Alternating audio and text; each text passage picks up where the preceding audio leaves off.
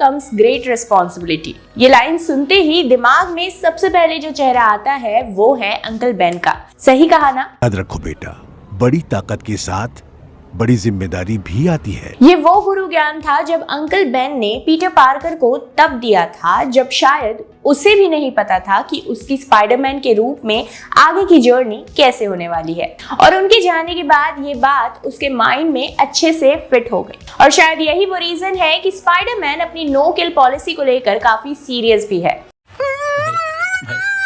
पर भाई, अगर अपने बनाए फंडों और रूल्स को हमेशा फॉलो करना इतना इजी होता तो हर नए साल हम अपने वो ही पुराने रिजोल्यूशंस रिपीट थोड़ी ना करते। क्यों? सही कहा ना? बात तो सही है। वैसे इस मामले में पीटर पार्कर यानी अपना स्पाइडी भी हम जैसा ही है। जी हाँ, मैं बात कर रही हूँ उस टाइम की जब वो अपनी नो किल पॉलिसी को भूलकर एक सीरियल किलर बन गया था। हाँ, पता है स्पाइडरमैन जैसे सुपर हीरो के लिए ये काफी हार्श वर्ड है, पर अब मैं क्या करूँ जब उसकी हरकतें ही कुछ ऐसी है।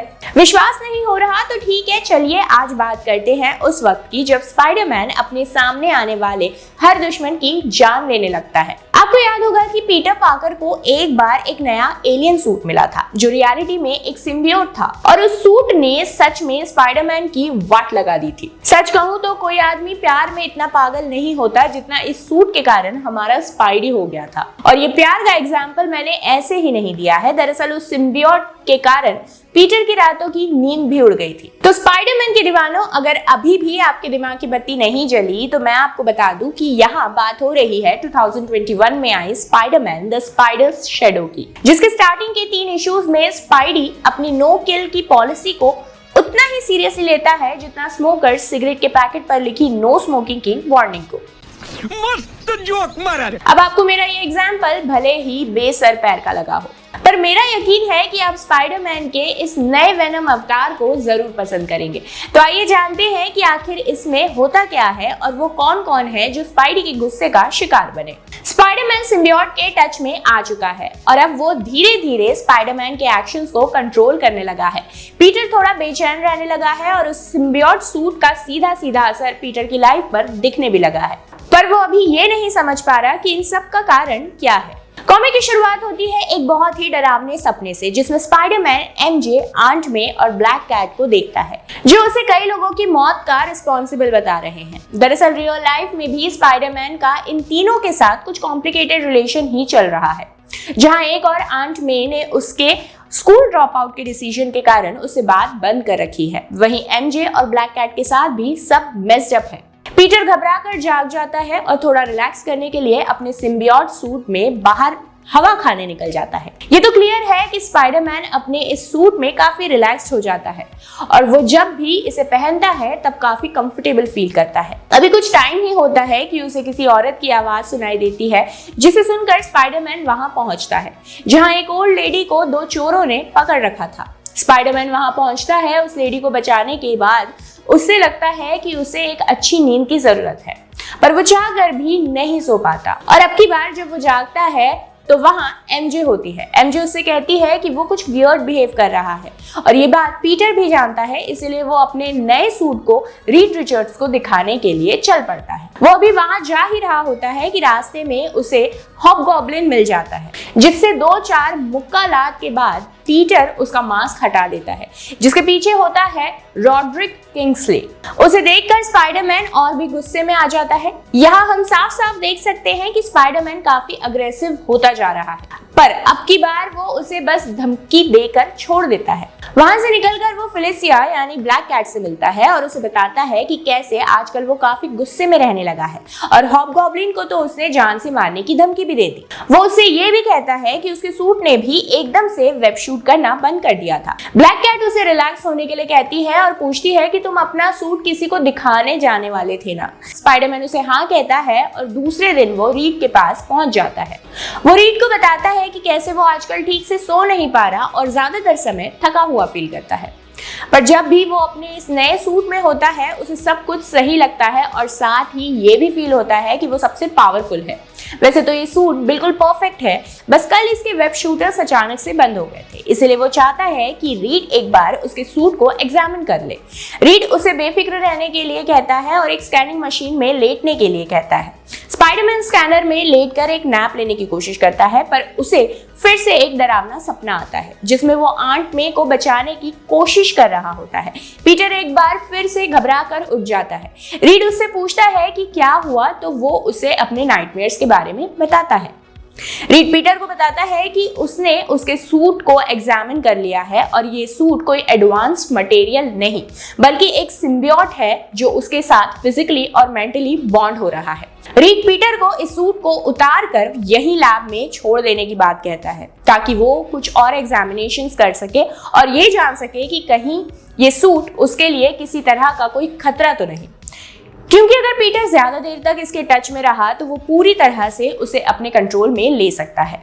टॉर्च भी कहता है कि उसे स्पाइडरमैन का बिहेवियर कुछ अजीब लग रहा है, पर स्पाइडरमैन दोनों की बातों को इग्नोर कर देता है और वहां से निकल जाता है। पीटर यहाँ से सीधा सीधा आंट मे से मिलने के लिए उनके घर जाता है क्योंकि काफी समय से उनकी बात नहीं हुई, जिस कारण पीटर परेशान रहता है, इसलिए वो उनसे मिलना चाहता था। यहाँ हॉबगॉब्लिन भी पीटर का पीछा करते हुए आंट मे के घर तक पहुंच जाता है। इधर जब पीटर और आंट मे अपने बीच के सारे इश्यूज क्लियर कर रहे होते हैं, हॉबगॉब्लिन अचानक से अटैक कर देता है। अब यहाँ उन दोनों के बीच एक जबरदस्त फाइट होती है, पर इस फाइट के दौरान आंट मे के घर में आग लग जाती है, पर पीटर उन्हें बचा नहीं पाता। दरअसल उस पर सिम्बियोट का कंट्रोल होता है और सिम्बियोट आग से डरता है, इसीलिए वो आंट मे को बचा नहीं पाता।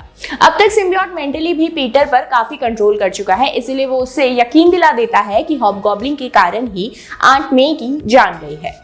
स्पाइडरमैन अब बुरी तरह से गुस्से में है और इस गुस्से में वो कुछ ऐसा कर देता है जो शायद वो नॉर्मली नहीं करता।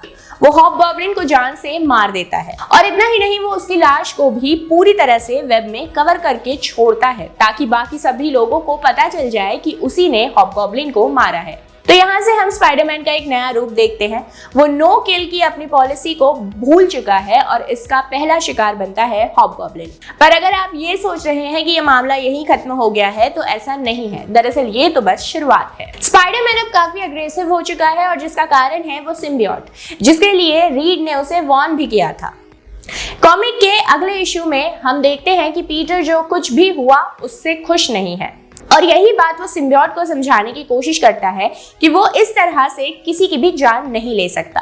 पर सिम्बियोट एक बार फिर उस पर हावी हो जाता है और उसे कन्विंस कर लेता है कि जो भी हुआ वो सही हुआ और अगर वो लोग हॉबगॉब्लिन को समय रहते ठिकाने लगा देते तो शायद आंट मे नहीं मरती।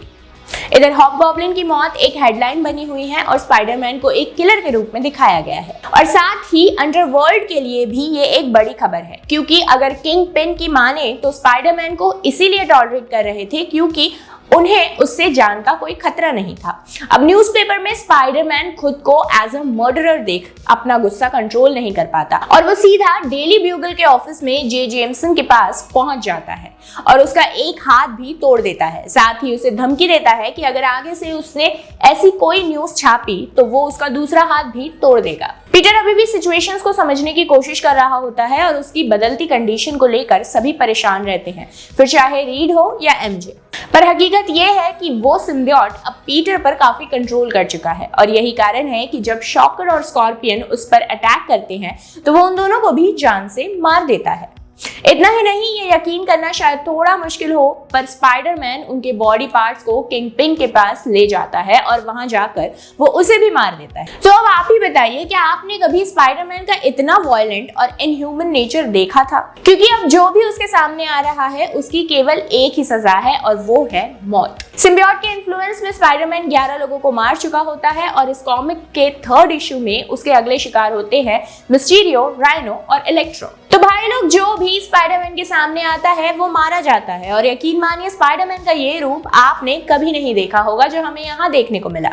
वैसे आप ये तो समझ ही गए होंगे कि सिम्बियोट के कारण स्पाइडरमैन कैसे एक किलिंग मशीन बन गया, पर क्या ये सिलसिला कहीं जाकर खत्म होता है और अगर होता है तो कैसे?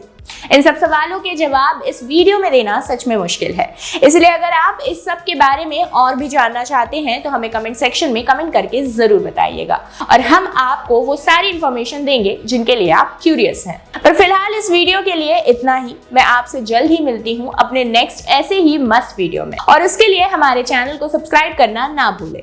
तो बाय फॉर नाउ और अपनी अगली मुलाकात तक खुश रहे, मस्त रहे और तंदुरुस्त रहे।